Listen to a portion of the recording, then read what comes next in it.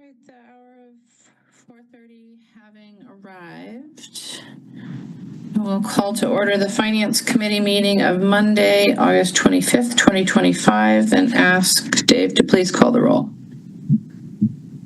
Council President Vitever. Here. Alder Verveer. Here. Alder Govindarajan. Alder Govindarajan is going to be 5 minutes late. Alder Madison. Here. Alder Evers. Here. Alder Figueroa Cole. Here. Area quorum. Thank you. All right. We have public comment on specific items, but no general public comment. So we'll move to disclosures and recusals. Are there any disclosures or recusals on items on today's agenda? Alder Verveer? Thank you, Mayor. As it relates to agenda item number 8, I disclose that I am a non-voting ex officio member of the Downtown Madison Incorporated Board of Directors. As you can see from my sponsorship of the resolution, however, I do not believe that disqualifies me under the City Ethics Code. Thank you. Thank you, Alder. Are there any other disclosures or recusals on today's agenda? All right. And we'll move on to the consent agenda. We have registrants wishing to speak on item 2, and items 15 and 16 are discussion items, so those will be separated from the consent agenda. Are there other items that members of the body would like to see excluded from the consent agenda? President Vitever? Item 5. Item 5. Are there any other items that members of the body would like to have excluded from the consent agenda at this time? Okay, so if not, then we'll be excluding items 2, 5, 15, and 16. President Vitever, can I have a motion on the balance of the agenda? Move to adopt. Is there a second? Anyone? Second. Second. Thank you. Moved and seconded to adopt the consent agenda items and the recommendations therein. Again, exclusions are 2, 5, 15, and 16. On the consent agenda, is there any objection to recording a unanimous vote in favor? Seeing no objection, we'll record a unanimous vote in favor of the consent agenda and the recommendations therein. And we will move on to item 2. Item 2 is Legistar 89254, amending sections of the Madison General Ordinances, amending and creating sections of the Madison General Ordinances to enhance the city's street tree protection provisions and establish a street tree replacement fund. On item 2, we have 2 registrants wishing to speak. Our first registrant is Robert Proctor of District 4, representing the Realtors Association of South Central Wisconsin, to be followed by Carol Schaefer. Robert? Good afternoon, Mayor. I was a little disappointed that you didn't move this meeting to an outside meeting since it's so beautiful outside and we could have actually looked at the trees. But again, thank you for giving me the opportunity to share the Realtors' perspective. First, I want to be clear that protecting street trees is something we all support. The value they add to our neighborhoods and our quality of life is obvious. Our concern is not with the goal, but with making sure the ordinance itself is clear and practical. And we, as you've seen in our written comments, we agree with Smart Growth's comments and think that they're very limited clarifications. We understand that the city forester, from his testimony, that this ordinance is not intended to extend onto private property. That intent makes sense and we agree with it, but as written, the language could be read differently. We think it's important to make crystal clear that the tree protection zone ends at the property line. That way we avoid confusion or unintended creation of a new kind of construction setback on private property. We also want to just raise a practical point. Some of our most ambitious construction projects, those that bring in the greatest investment into our city, require use of the street for cranes and staging. If a right-of-way permit can be suspended or revoked in a way that stops work, it could force a contractor to demobilize a site, take down a tower crane, or halt the entire project until a new right-of-way permit is issued. That's not just costly, but could be crippling.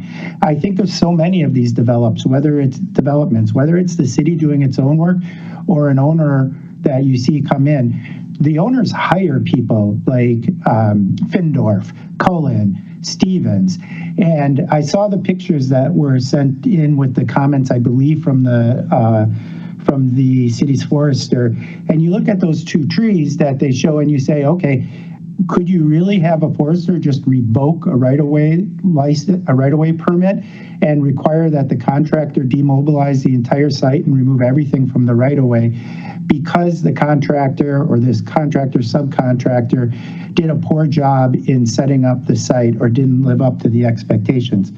So in that case, what we're looking for is just clarification so that if there is a violation, that the owner can quickly get out of the suspension by making sure that the project comes into compliance. So again, we want the forester to have the tools to protect the trees, but we also want there to be a reflection that losing 2 weeks, 3 weeks, a month and a half, trying to go through an appeal process regarding a revocation or a suspension could be crippling to a very large project. So at this point, to be clear, we want owners and contractors to diligently follow the law, but the penalties need to be proportional. That's why we think a clarification is consistent with both the intent of the ordinance and the city forester's vision. In short, protect the trees, but do it with language that's clear, practical, and proportional in its enforcement. Thank you. Thank you.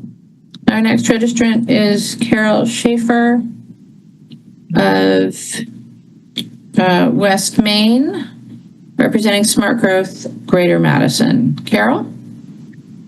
Thanks for giving me the opportunity to speak here. And if I could just say ditto to what Robert said. I don't want to repeat all of that, but I agree with everything that he just spoke about in terms of having clarification and making, particularly when it comes to the revocation, that is something that could be particularly egregious and have having to completely deconstruct a site and stop the project in mid-process could be hugely problematic. And so we're very concerned about that. And so getting clarification on that and having a quick way to rectify a situation would be great. We were a little disappointed that the industry was not included in any of the conversations about this as it was being drafted, because we too, I mean, I live close to downtown, absolutely love my tree-lined street. We support greatly the mission of supporting our urban forest, but also want to be able to do it in a way that doesn't put an undue punishment on a mistake that could happen. So how do we have that clarification? And we do recognize that, and this being the finance committee, that this will add additional costs to projects, having to have the arborist and having to do just have, anytime you add process and more requirements that add costs, it hits the bottom line. So just we're aware of that.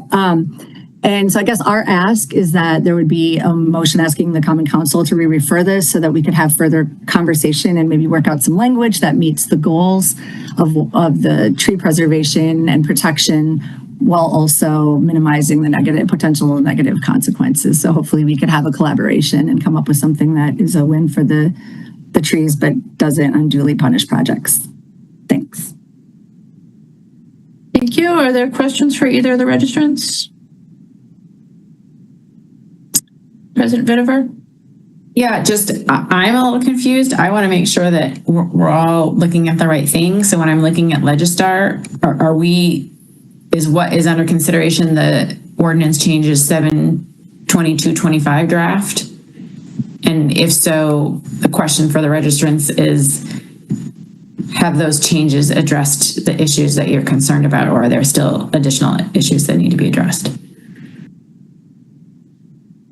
So Robert, and then Carol, Just to clarify for the public and anybody who isn't in the Legistar weeds of this, my understanding is that Alderfield intends to offer some amendments at Plan Commission, which I believe is what is reflected in Legistar.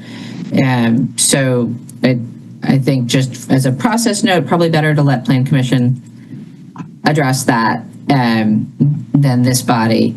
But yes, there is, I think, intention to make some of the clarification changes that have been asked for via email. So I'm not sure, but since this is a question, I will give Robert and Carol a chance to respond to the Alder's question of, are you asking for additional changes than what is anticipated to be introduced at Plan Commission tonight? I'm looking to make sure that I have the most up-to-date one. The one that I read this morning did not make clear that the protection zone was only within the right-of-way. And when I watched the forester's testimony, he said that he just assumed that's just a matter of, these are my words, but I took his testimony that he says, yeah, our jurisdiction's only within the right-of-way. I don't believe that's true as a legal matter. I believe as written, it would, if you say 20 feet around the tree, it would go onto private property. There's lots of ordinances that deal with trees on private property. So I don't believe I saw anything that limited this to within the right-of-way. And then the second point regarding the ability for the forester to simply revoke a right-of-way permit without any process to address the issue, I don't believe for a second that the forester intends for a minor violation to stop a major project. But that's why I would say that having some basic level of process, like for the pictures that they show, that, if you issue a stop work order and put in, here's why, and if you cure those things, you can, the suspension will be lifted. That's all we're looking for, and I don't see that in there either. Those were the two biggest things that I saw, and I don't see that in the updated one, but I could be missing it. Thank you. Thank you. And Carol, did you have any additional things? I would just add to that my understanding is that the revocation piece had not been addressed in any anticipated amendments, but without seeing, I hadn't gotten a copy of the specific language, but that was my understanding that had not been addressed. And so we still have that as a concern. And again, I would echo what Robert said, that I don't believe that it's intended to be misused, but as long as it's there without clarification and without resolution, it can be daunting. Thank you. President Riddiver, any additional questions? Alder Evers? Thank you, Mayor. I believe you're correct that the current version that's in Legistar does not yet have the changes that are being proposed by Alderfield. And so what we're looking at now is not the version that likely will be voted on tonight at Plan Commission and will be then on the agenda on September 2nd for Common Council. That's my understanding as well. Thank you, Alder. Did you have any questions? No. I did not. I was just offering that clarification. Thanks. Thank you. Any additional questions for the registrants? If not, then what's before us is item 2. A motion, please, on item 2. Move to adopt. Second. Moved and seconded to adopt item 2. Again, with the understanding that likely what will be before council is a substitute. Are there questions for staff on item 2?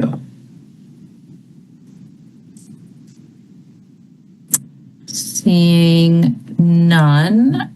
Alder Figueroa Cole. Thank you, Mayor. So I did raise some issues at Plan Commission on this particular item, but since we're in finance, I guess I'm trying to understand what exactly are we approving the policy? Are we approving the fee policy? What exactly is it that this committee has purview over for this particular request?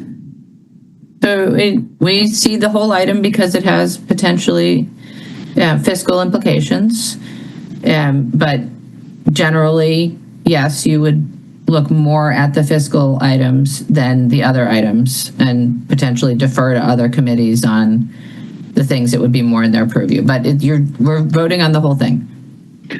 So I do have kind of, again, a quick question in regards to all the different language about the fees. Do we have are those fees available on a different format, like in a table or something that are easier to consume? Because it's, I don't know, I don't, that's the question number one. Do we have an easier way to present the fees on a table format that we understand these fees for this reason, this one is for the other reason? That's question one. And if you... So others, that's more of a presentation question. Do you mean like assuming this ordinance passes in terms of how we communicate it to the public? I mean, like how to communicate to any of us, like just, do we have, is that already existing? We have a table that can be shared with us or not? I'll defer to Superintendent Reminds, but I don't think so. No, currently we don't have a table that outlines the fees. There's not really a significant impact of fees. There's a little bit if a tree needs to be removed, but that's really not the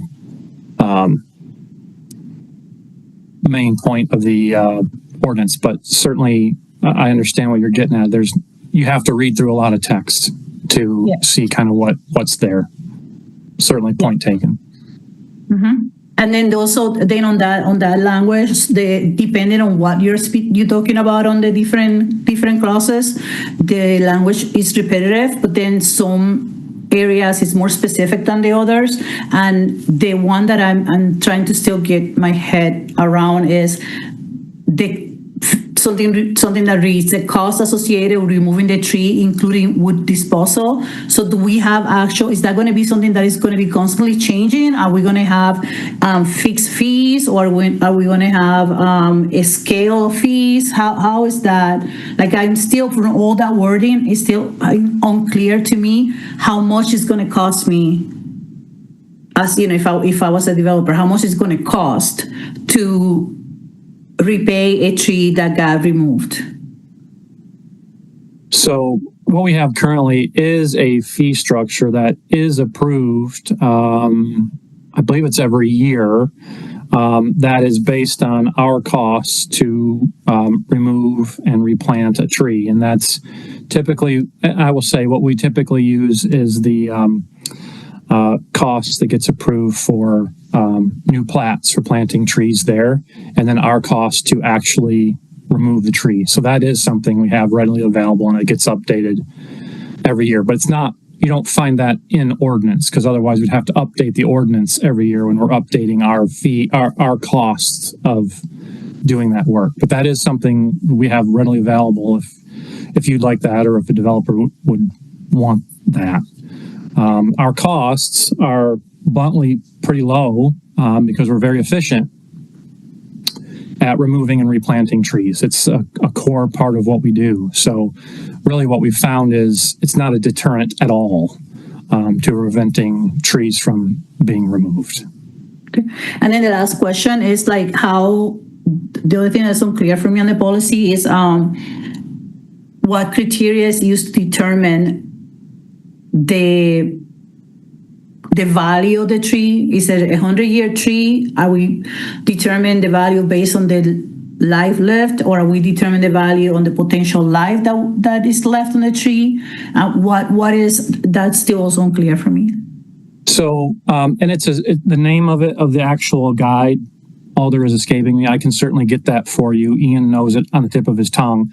But there is a guide out there that values trees, that takes into the criteria exactly as you're suggesting, the species, the condition, all of those factors, and then also makes allowance for that is a tree being grown in a right-of-way versus, say, an open field. So that data exists. It's not something that's being pulled out of the air by staff. Yeah, so thank you for that. I appreciate that. It's just like the way that the ordinance is written to me, if I were to be,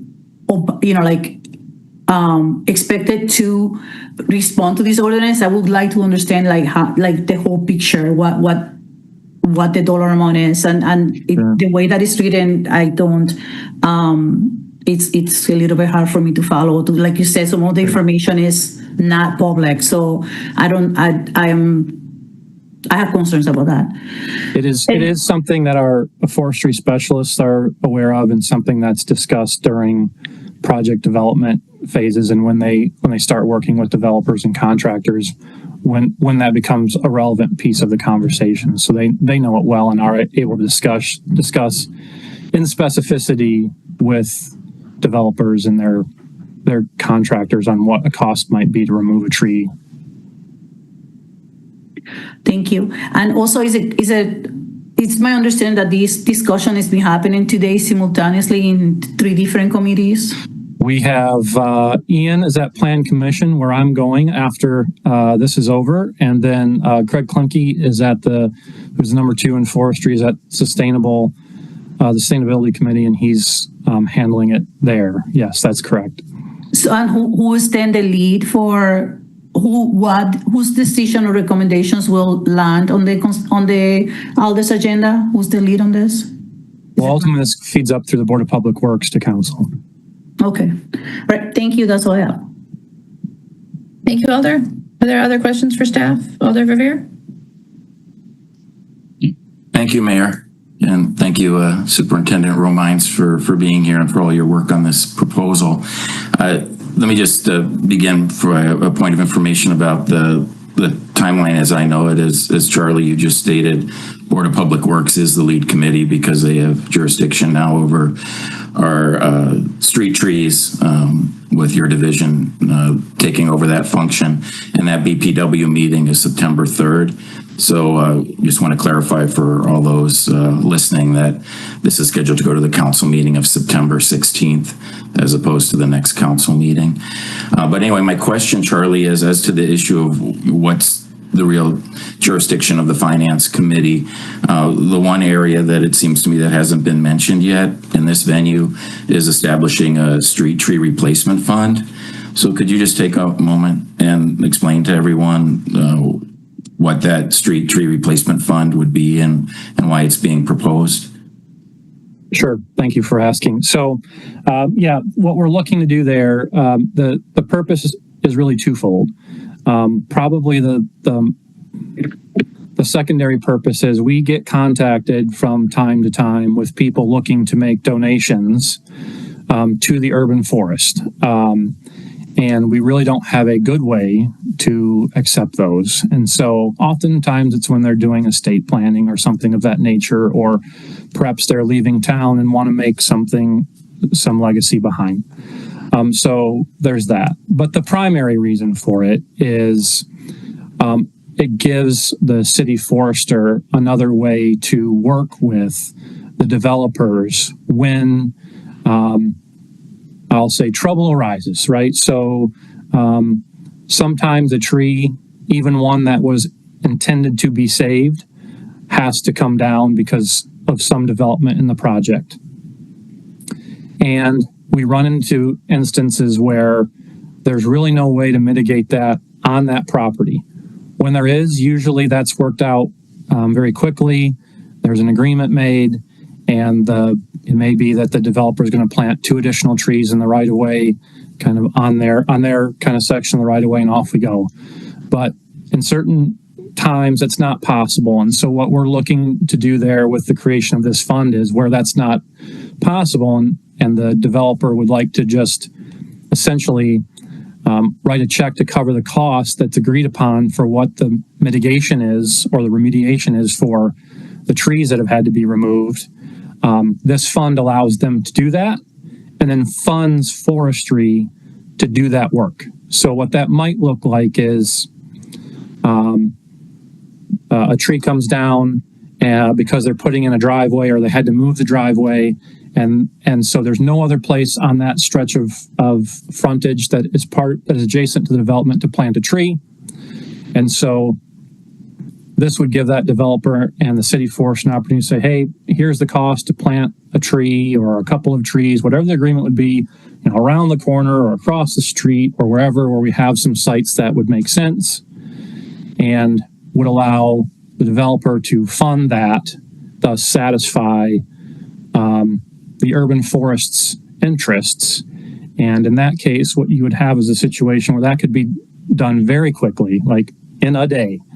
And there would be no revocation of any permits or anything of that nature. So it's really providing another kind of outlet for when there's no way to, mitigate or remediate what happened during the project build to that tree within that adjacent right of way. Thank you for the explanation. Thank you, Mayor. Thank you, Alder. Are there any other questions for staff on item 2? If not, thank you, Charlie. Then item 2 has been moved and seconded. Is there discussion?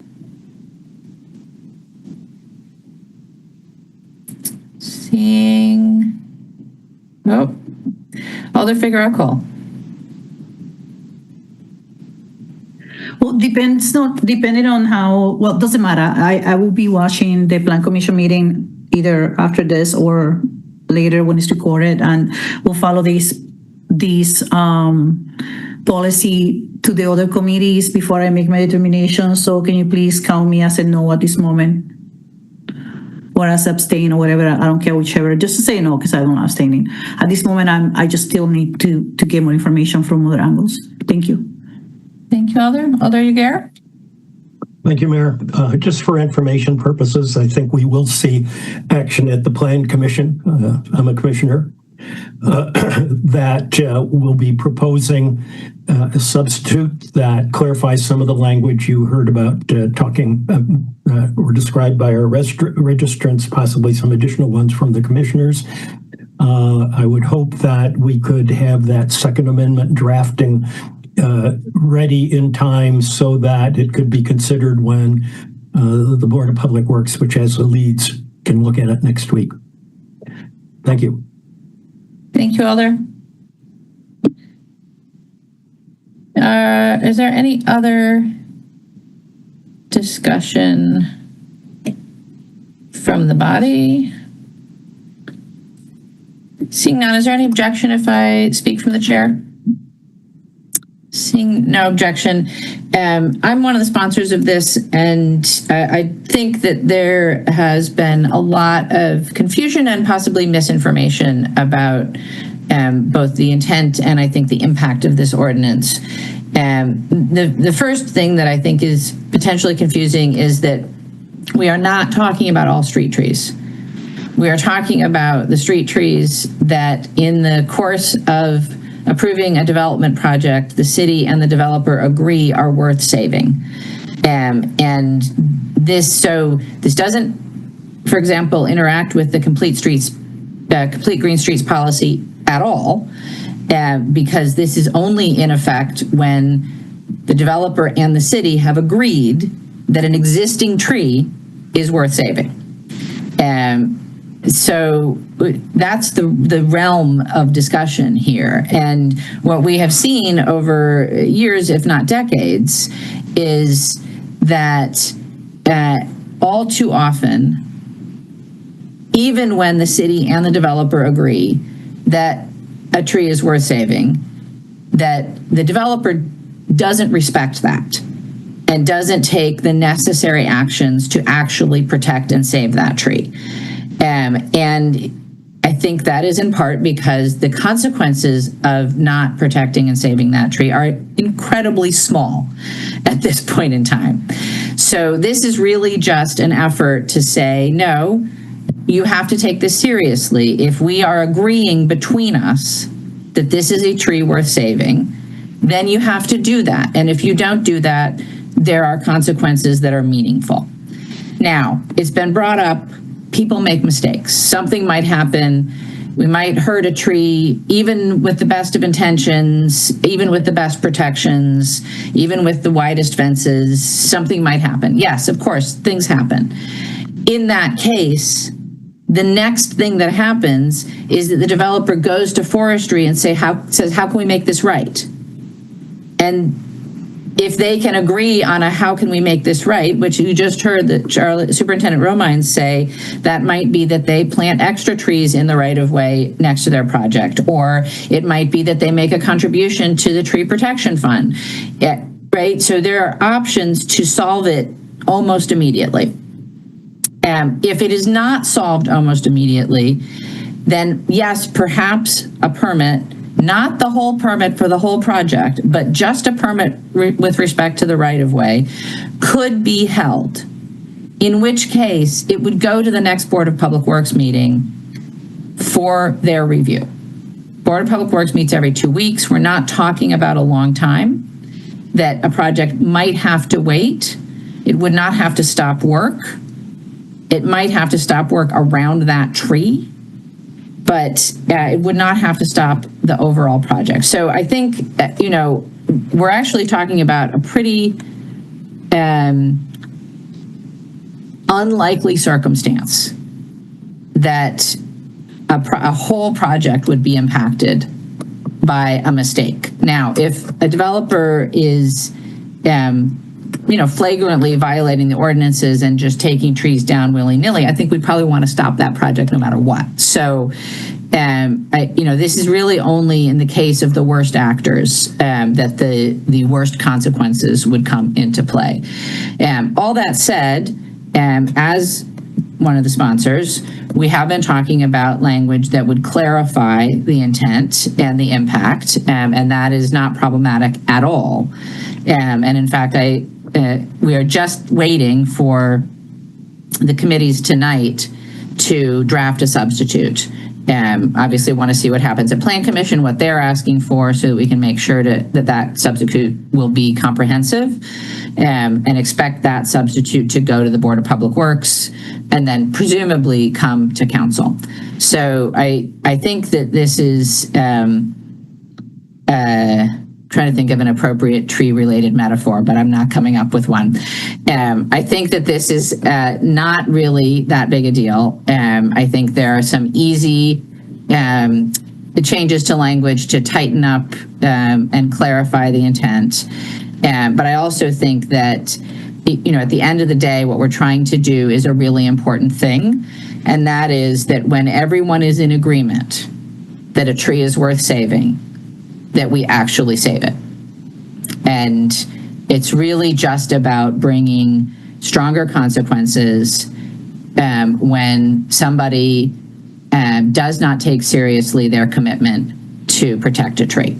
So I would hope that you would all be supportive of this, both tonight at the various other committees, and then when it does finally come to us at council. Thank you for letting me speak from the chair. Is there any further discussion? Alder Revere. Thank you very much, Mayor. I really appreciate your explanation of why several of us are supporting this ordinance. I don't want to add much to what you said. You said it very well. I simply want to share with my colleagues that if you have not dealt with the loss of a street tree due to construction, you're very lucky. I have dealt with far too many of these incidents that have occurred over the years. And most recently, we saw what will likely be the removal of a city street tree only a half block from my home last week due to construction accident. In fact, the question and answer document that the street superintendent shared with us this afternoon depicts 3 photos of that construction site on West Main Street. And if you look at the 3rd photo, you'll see that there was a significant loss of a limb due to contractor error. But the other pictures in that Q&A are more telling, because you see the inadequacy of the existing tree protection zone under our decade-old ordinance, and you see the repeated violations of that ordinance. So I couldn't agree more again, Mayor, with your sentiments, and I urge my colleagues to support this. We are certainly, as sponsors, are working on the clarifications that the industry is seeking.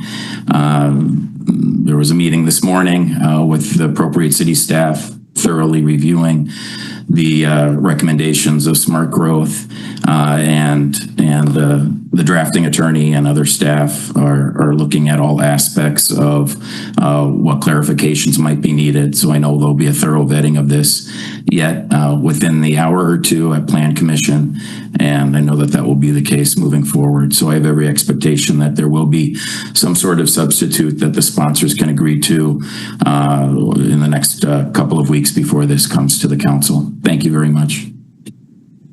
Thank you, Alder. Alder Evers?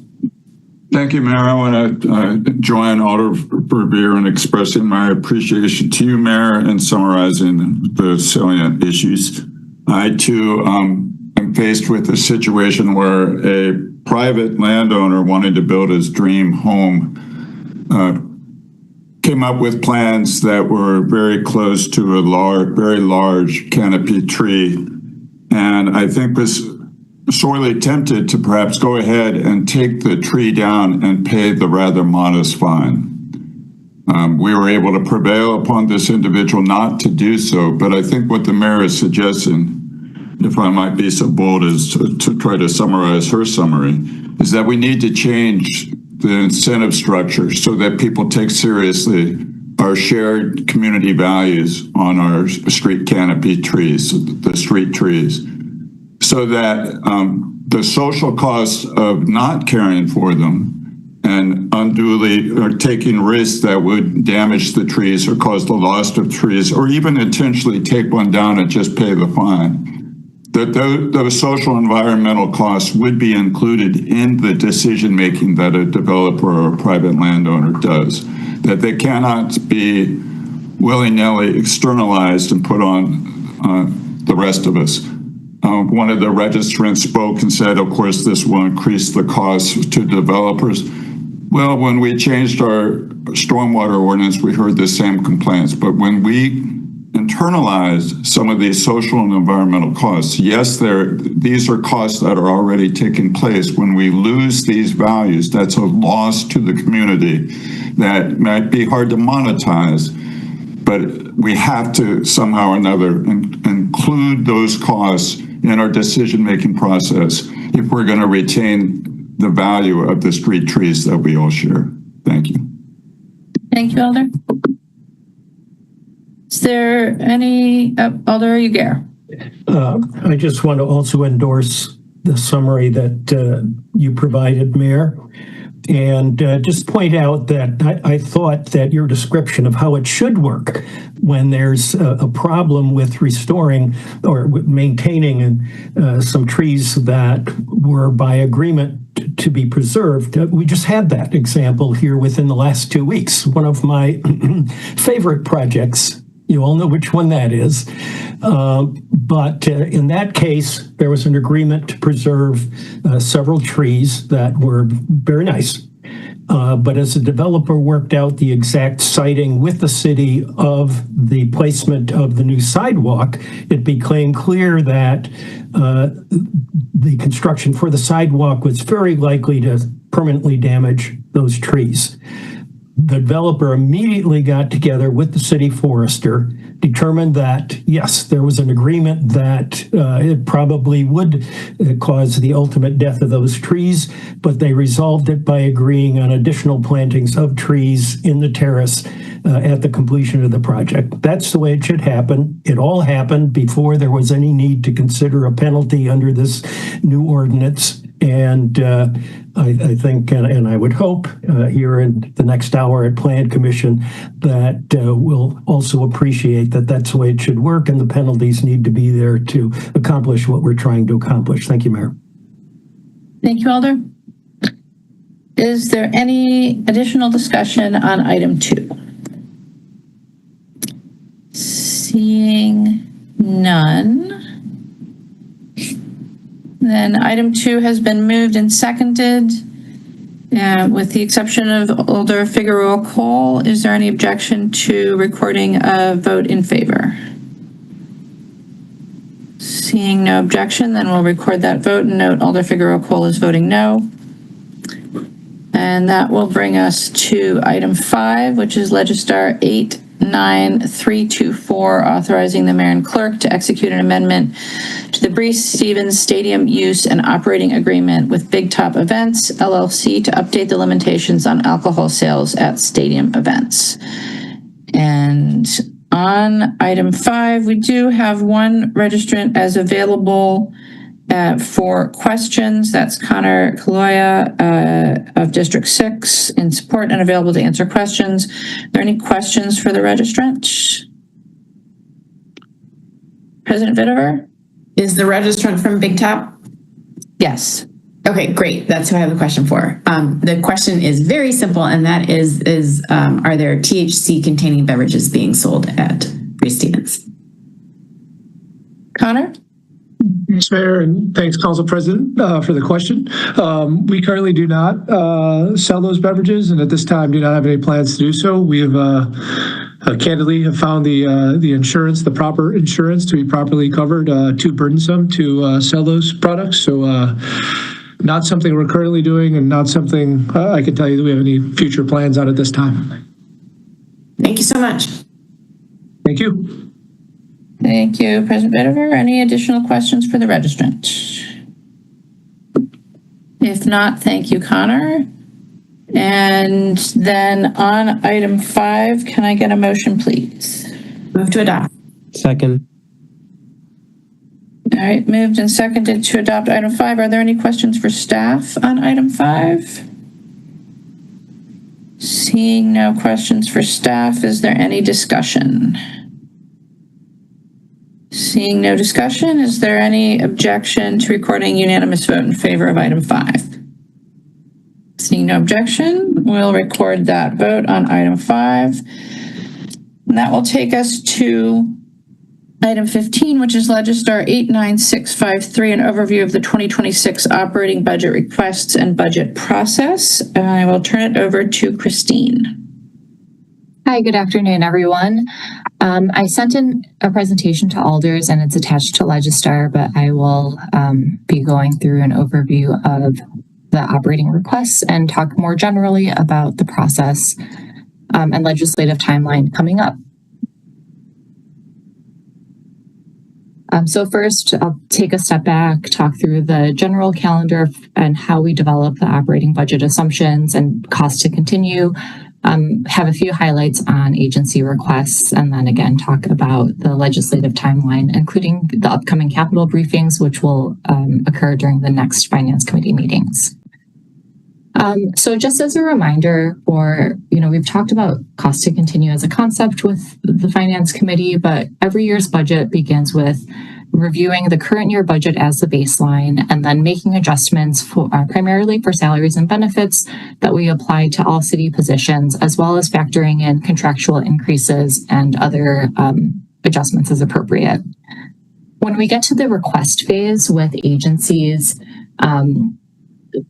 the cost to continue sets a target for agencies. And then when we get to request, the agency requests reflect both these cost to continue changes that they don't necessarily calculate themselves, but are kind of baked into their baseline.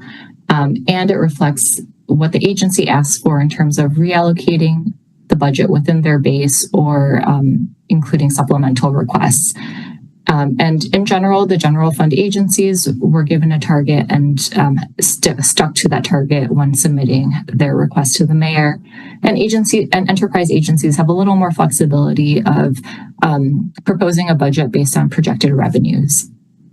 After the requests are submitted, we in the finance department do a round of technical adjustments. This is where we're updating final benefit rates, debt service, and making some other corrections of things that we might have missed earlier, adjusting interdepartmental charges and things like that, and working closely with the mayor's office to develop an executive budget. The mayor's budget is always balanced and is proposed to the Common Council for consideration. So there are many points of change throughout the budget request process. When we first presented the cost to continue, we came to the Finance Committee in June 23rd, So we do have a full presentation attached to file 88414, and you can also go back to that meeting recording to watch a more in-depth presentation on our cost to continue assumptions. But at that time, we projected a budget gap of about $6.2 million, which was in line with the projections we presented in our 5-year operating plan for the adopted budget.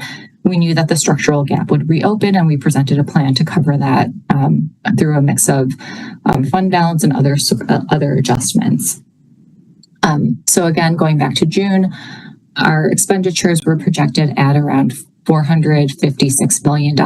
That's about $24 million than our current 25 adopted budget, or 5.5% higher. The largest portion of this change is related to salary and benefit adjustments. This is assuming a 3% COLA for GMEs and increases to health insurance, WRS, and fringe benefits, and a $6.5 million increase to the Metro subsidy, a $6.2 million placeholder increase for debt service. There were various changes to non-personnel costs, primarily in purchase services, but these costs net to zero. The biggest increases were funding for software, primarily in IT, but in other agencies as well, that totaled about $1.3 million. An increase in library costs for shared services based on the Dane County formula for shared services and various revenue adjustments. And other increases that were offset by removing $2 million in one-time funding and CDD that were supporting homeless services that were funded through some ARPA reallocations that happened at the end of 2024.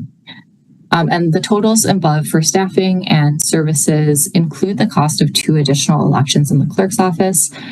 This fluctuation is really reflecting the gubernatorial election in 2026 and administering 4 elections instead of 2. It doesn't reflect a general change in service levels in the clerk. On the revenue side, the projection had revenues at $450.1 million.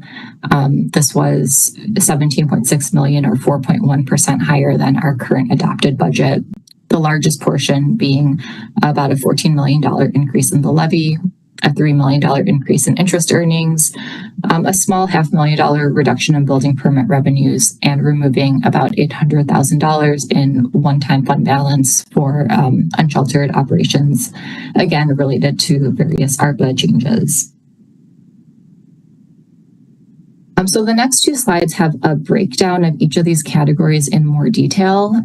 Again, I'm not going to read through this because we've talked about this in depth, and I'm happy to take any questions at the end. But this is explaining a little bit more about our assumptions around what the benefit rate increases would be, et cetera. So here we have a more detailed summary of the cost to continue adjustment expenses, as well as other adjustments for the general fund subsidies to Metro, public health, and our changes to interdepartmental billings and charges. These are primarily generated through our fleet rate, cost allocation, which is how we charge the cost of indirect support provided by central service agencies to enterprises, like the cost of HR, finance, and administrative functions that benefit enterprises, as well as billings and charges for insurance and workers' comp. The June presentation also provided more context on Metro Transit's operating revenues.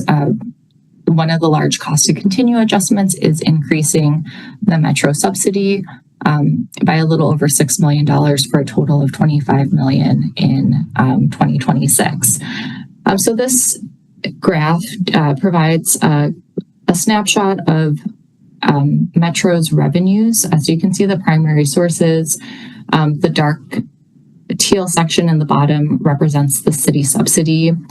So prior to the pandemic, the subsidy was at about $15 million annually. The subsidy went to zero in 2020, was slightly restored in 21 and 22, and was reduced in 23. And these reductions were related to drawing down federal COVID relief money. The corresponding federal funds is in this purple color, and you can see large influxes in 2020 and 2023 related to the interaction with the city subsidy being decreased. So those are the areas where you do see fluctuations year over year. And in many of the other funding sources within Metro, such as state revenues or the vehicle registration fees, those rates are pretty steady year over year. So as we were building out the 26 budget, we assumed kind of steady levels of funding from other sources and increase the general fund subsidy to help Metro submit a balanced budget. Now I want to really quickly go through how to read through the agency requests that are all posted on our city website. So if you go to cityofmadison.com/budget, you can see all of the budget years and phases. If you click on 26 operating, you'll have a copy of the agency requests as well as the mayor's guidance. And you can open up any of the agency files or review the whole packet. So for example, if you were to open up finance, every agency has a cover page that summarizes the request. Oh, you are not seeing my screen. Sorry about that. Okay, that should be better. All right. So the city's website, again, you can go through all of the budget phases and then you can click on any of the agencies. Every agency will start with a summary page. This was prepared by the finance department that shows the budget in a few different tables. We have the total request by fund, by service, and then by major revenue and expense category. And it shows different phases from the 23 actuals through the 26 requests. So you're able to compare a little bit of the differences across phases. That's usually one page. And then there is the agency's memo to the mayor as part of their budget request, where they're highlighting any of the changes in their request. And then you'll see a series of forms where the agency submitted any changes to their budget by service. So these are the categories that we organize the budget by.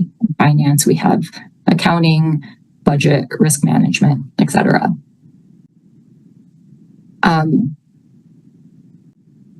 Going back to the slides. So this is just a snapshot of one of the tables where you can compare what's happening in the budget by phase.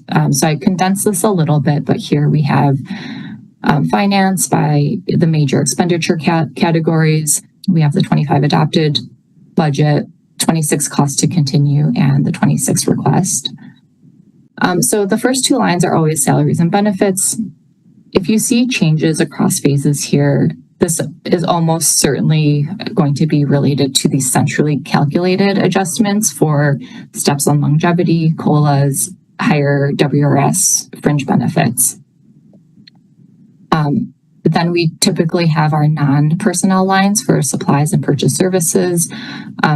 If you see increase here, these are typically cost to continue adjustments for things like multi-year contracts, higher utility bills, or other costs where, we can see based on trends or agreements that there needs to be an adjustment in the upcoming year. And then the last section is usually our interdepartmental charges and billings. And most of these are centrally calculated for things like insurance, workers' comp, fleet, and you actually might see some large variances from year over year. We have allocation formulas that look at the average of the past 3 years. So there might be situations where it's a small dollar amount, but a large percentage change based on how the formulas are calculated. So that's kind of what all of the rows represent. And then if you're comparing 25 adopted to 26 cost to continue, again, these are primarily our standard adjustments that are centrally calculated by the finance department. The cost to continue number is the target number that agencies receive to build their base budget request on. And then you can notice in this finance example, cost to continue and request is the same amount because we stayed within our budget target. You might have agencies might have some reallocations across lines, but generally general fund agencies stuck to their target number. And the totals do not include the supplemental requests that were a separate form. And then I mentioned that we do go through a series of technical adjustments and corrections, and this is just based on the timing of when we receive information. So we receive final benefit rates mid to late summer, and our assumptions for health insurance and WRS rates were higher than what the actual rates came in at. So this actually generated a bit of savings compared to cost to continue. You will not see this yet in the request documents because we actually got those numbers after agencies submitted requests. But there were various adjustments to our benefit rates. There was a savings in duty disability premiums for police and fire and some other adjustments that we made. So right now, our benefits number is 2.6 million less than the total presented in request. There are also a few things that we missed in cost to continue. There are always a handful of items like that each year. The clerk's office didn't have the full software expense for Blue Crest, so we added that into our budget software. We made a correction to our cost allocation billings that added about $144,000 to the general fund. There are some changes to direct appropriations for revenue sharing payments. There was an increase in police to reflect the general fund contribution to the COPS grant. Those officers, that grant is ending, and those officers will be fully on the city levy at the end of next year. So we needed to make that adjustment. And in streets, we had to correct a salary savings number that we had overestimated. So with the savings from benefits rates and the costs that we had missed, the net savings from these adjustments is 1.9 million in savings. So that's our expenditures are less than what we had projected when we started the cost to continue process. So one other aspect of requests that I mentioned was we allowed agencies to submit supplemental requests in specific circumstances. If there was a new city facility that required operational funding in the upcoming year, or if there was a situation where one-time funding was ending and if there was a request to convert that to add general fund money to replace that one-time money. And this is mostly in the situation of grants that were ending. So this table summarizes all of the official supplemental requests that were submitted, and you can read the detail entry form for each of these within the agency budgets. For CDD, there was a request to add funding for the permanent men's shelter operations. Economic Development had a request to fund the Kiva Madison program that was previously in capital in the operating budget. HR had some position changes related to a new software and realigning services provided with Metro. Library had a request for funding operations at the Imagination Center at Rindell Park. Mayor's office had a request related to the grant funds ending and moving costs to the general fund. Parks had two requests, one also related to the Imagination Center at Rindell Park and one for a facility position at Warner Park Community Center with that facility expansion. And Streets had a request related to Olin drop-off sites. In total, all of these requests in 2026 would add about 1.8 million in 26, and the annualized cost is about 3.4 million. And these costs are higher because several of these positions would be mid or late year starts.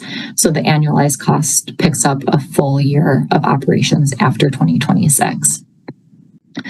One thing to note is that some agencies noted additional requests in their memos, but didn't submit a supplemental form.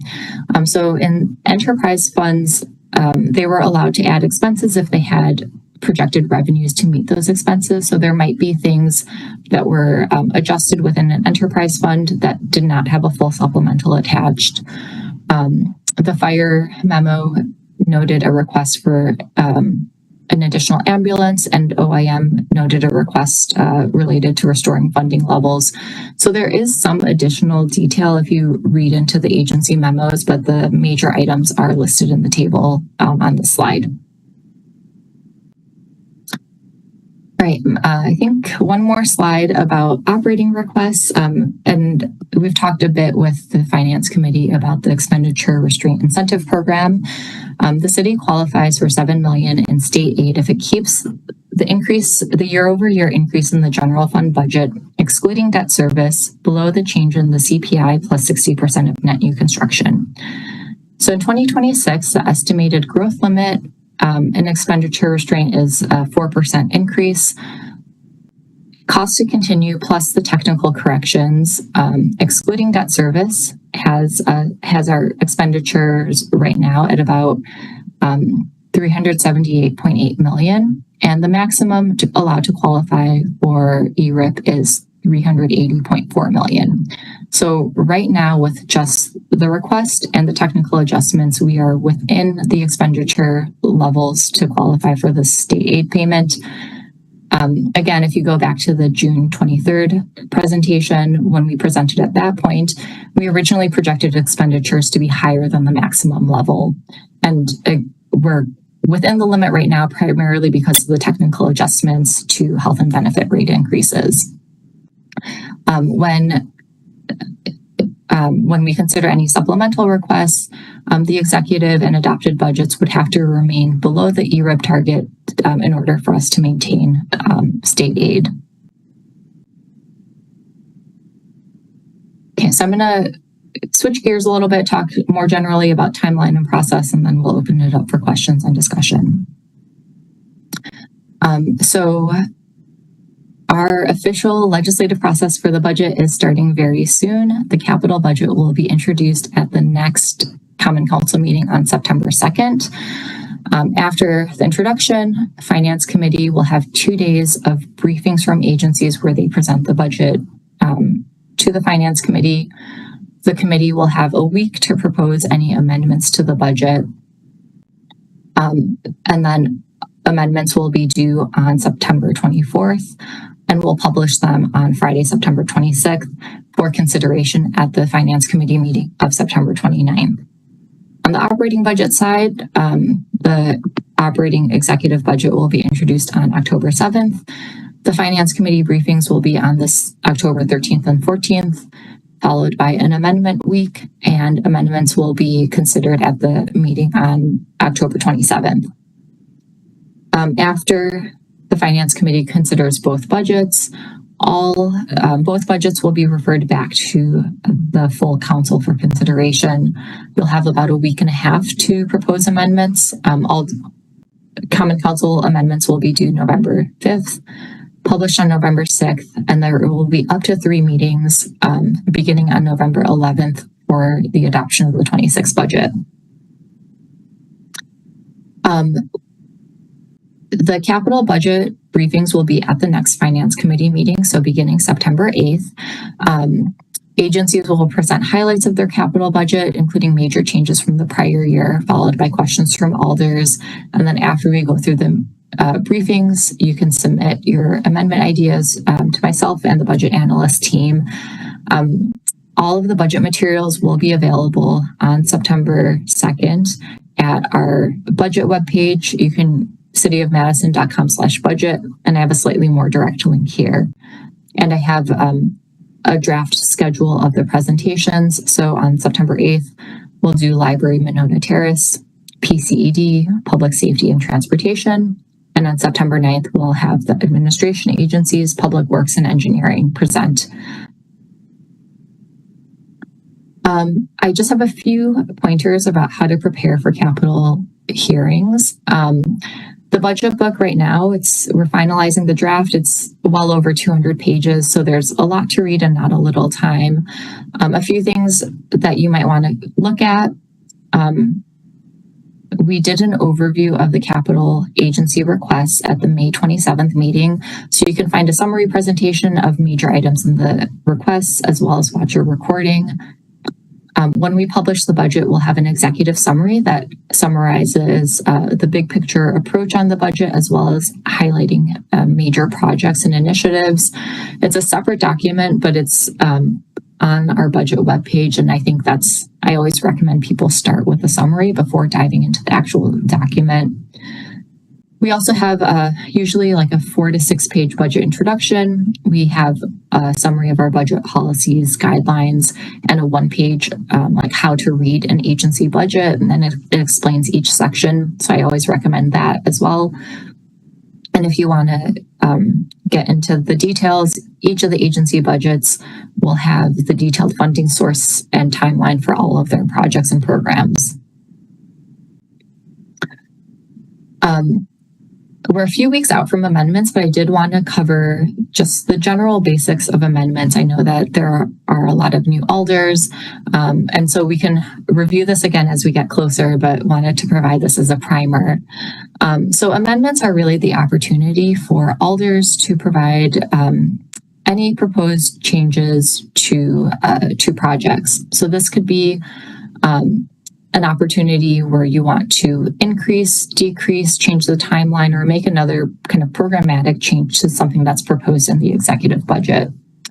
In terms of who can submit an amendment, any alder can submit an idea. A finance committee member can submit an amendment during finance committee or common council, and a non-finance committee member can request an amendment at finance committee if they have a finance committee sponsor. So this can be council leadership who are on the committee, or it can be another finance committee member. But non-finance committee members can also wait until the full council meets in November. I know that it can be intimidating to draft an amendment. You don't need to have a fully fledged plan when you start, but we do ask that you reach out to the budget team and to staff who are impacted by your idea to at least, you should at least know what agency you're trying to amend the budget for, what program or project you're trying to amend the project for, and a brief description of what you're trying to accomplish. And staff can help you develop that kind of outline into a more fully fledged idea. But you should at least know agency, project, and what you're trying to accomplish. And again, in terms of deadlines, I have that on the full table slide. But for Finance Committee Capital, the deadline is to reach out to us by Wednesday, September 24th. Finance Committee Operating, Wednesday, October 22nd. And for the full Common Council amendments, Wednesday, November 5th. And we ask that you reach out to us by noon on each of those Wednesdays. Again, you don't need a fully fledged amendment written out, but we do need to know that you are working on something so that we are ready to turn that around and publish it on the following Friday. And finally, where and how does this all happen? This will all be online through emails or phone calls. You as alders can submit your ideas to myself or the budget analyst via email, or you can call us to discuss your proposals.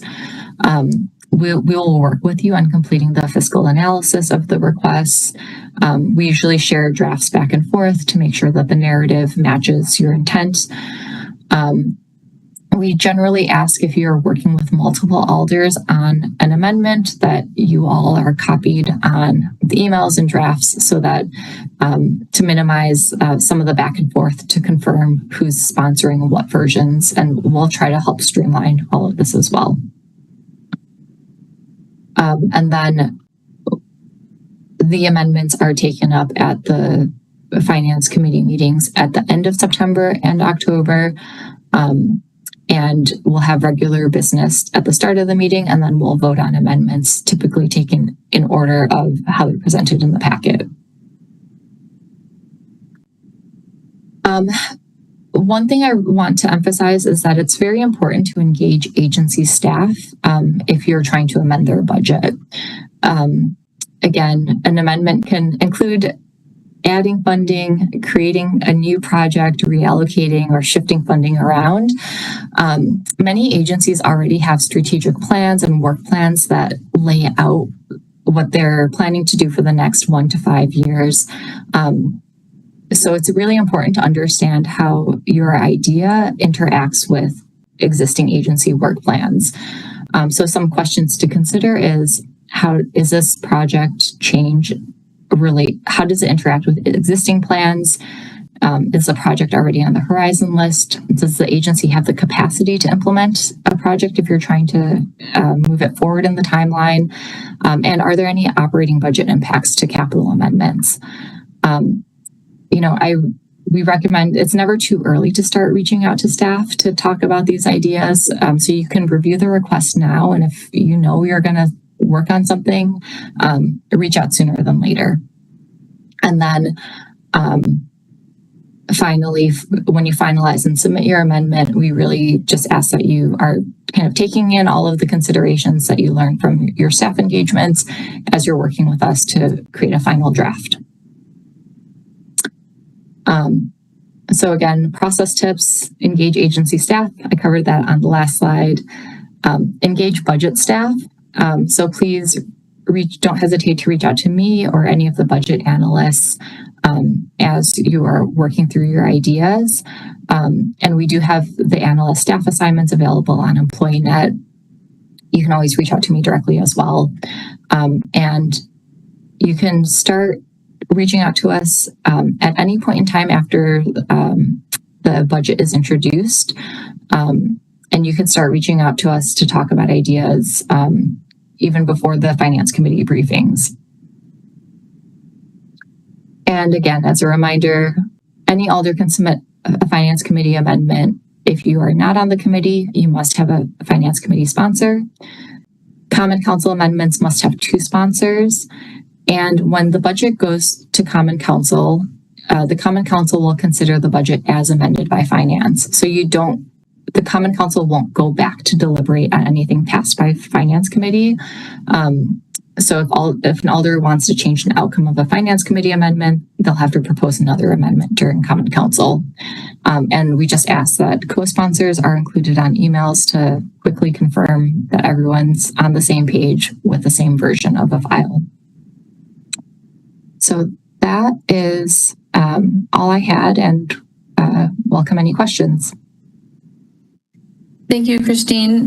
Before we go to questions, I'm going to hand the chair over to President Vitiver to chair the rest of the meeting as I make my way back to Madison. So thank you, President Vitiver, and I bid you all a good evening. Thank you, Mayor. Alder Figueroa Cole. Thank you. Thank you, Christine, Finance, for all these very helpful process presentations.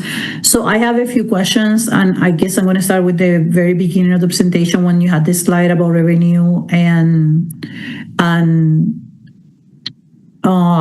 expenses. On that slide that you had the expenses detail. Let me look it up what the number was. I don't remember. It says that has a revenue of $450.1 million. Does that include the state aid money, the $7 million of Arab states amount? Yes, it does.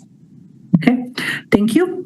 And then when it comes to the discussion about how to read the agency asks, for the most part, is that accurate to say that for the most part, the cost to continue and the 2026 requests are usually the same dollar amount? Except, I mean, I think I understood that the cost to continue and are numbers that are calculated by Finance, but then the last column that reflects changes to adjustments to moving money from one place to the other. So the final dollar amount, I will imagine, will still kind of be close to the cost to continue. Is that accurate? Yes, for the general fund agencies, the cost to continue total was the agency's target for their budget. I think with one exception, everyone was within that target. You might see some movement across lines. So someone might reduce purchase services to increase supplies, but that total should be the same.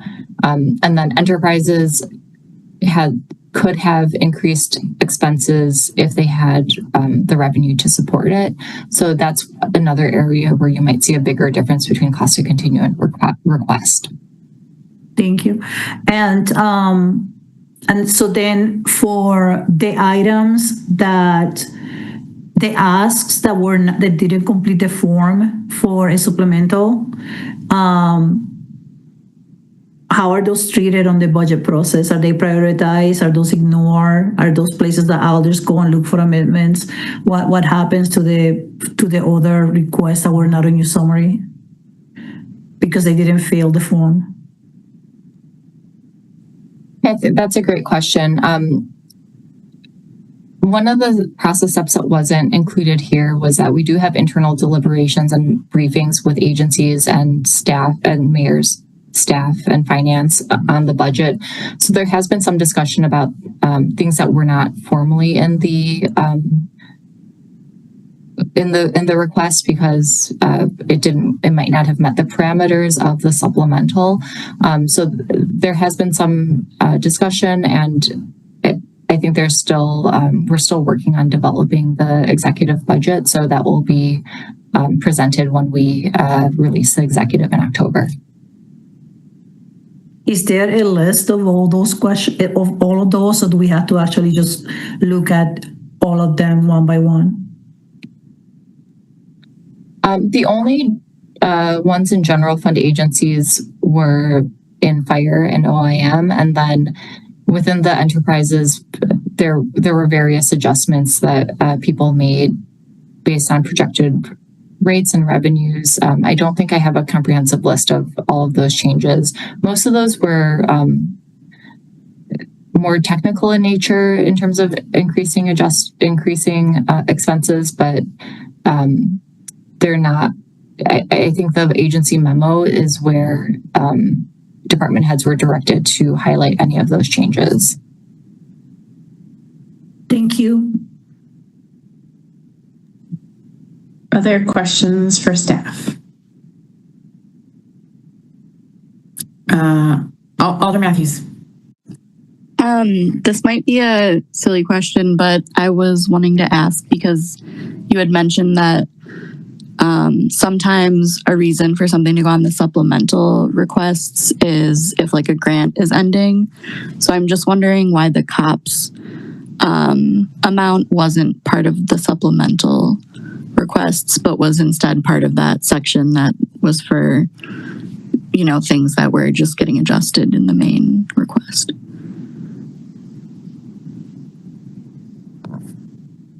Thanks for that question. I think this is something that we discussed internally and with the police department. And when that COPS grant was first included in the budget a few years ago, there was pretty robust discussion about it and acknowledgement of the increasing general fund portion, and that the officers would be full-time staff on the city levy at the end of the grant period. And there were several related resolutions to accepting the grant that included this kind of phased levy funding. And because it was part of the discussions and acceptance of the grant that it would eventually be fully levy funded, we felt like that was more of a cost to continue adjustment. Thank you. That makes sense. I just, was curious. Yeah, absolutely. Other questions for staff? Seeing none, I'm going to take the chair's prerogative and ask a couple of my own. So you mentioned revenue adjustments for libraries. I'm just wondering if that was the result of federal cuts that we're seeing to libraries and museums. I believe this was all related to various partnership agreements and payments received and going out between the Dane County and South Central Library System. And then my second question was the fleet rates changing. Again, looking at whether that was the result of loss of federal electric vehicle benefits or anything of that nature. No, so that federal funding would have shown up in the capital budget. And the operating budget, that's primarily related to higher costs for maintenance and other related expenses. Thank you so much. All right, since this is a discussion item, I think that if there are no other questions, that we are able to move on to item 16.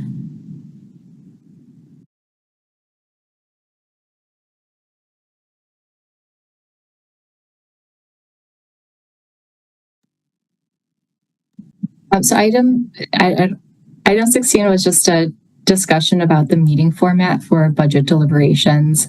In the past few years, we've had both fully virtual meetings and also we've had hybrid for the meetings where the Finance Committee votes on final amendments. So that would be on September 29th and October 27th. So it was, we wanted to bring it to the committee and have you all decide how you want to proceed, whether it's hybrid or fully virtual for those days.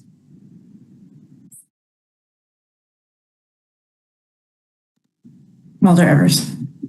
Yeah, I think keeping them hybrid are fine. I mean, some of us, if we're in town, will certainly want to be there in person. I think whenever we can be in person, it's a good idea. But if someone is out of town but still able to make the meeting, I think we ought to create that opportunity. Thanks.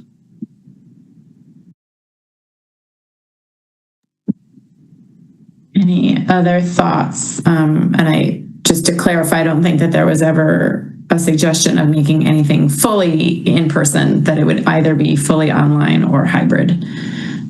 That's my impression. So any other comments as to the preferences of the body for those meetings? Go ahead, Alder Figueroa Cole. Yeah, I mean, if it's a choice between the two, I will second a hybrid meeting.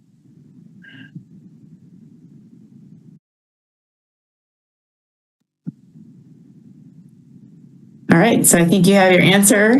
Sounds like we have at least two saying let's do hybrid and nobody else saying no to that. So I think that we can do hybrid, but we're doing just online for the presentations. Is that correct?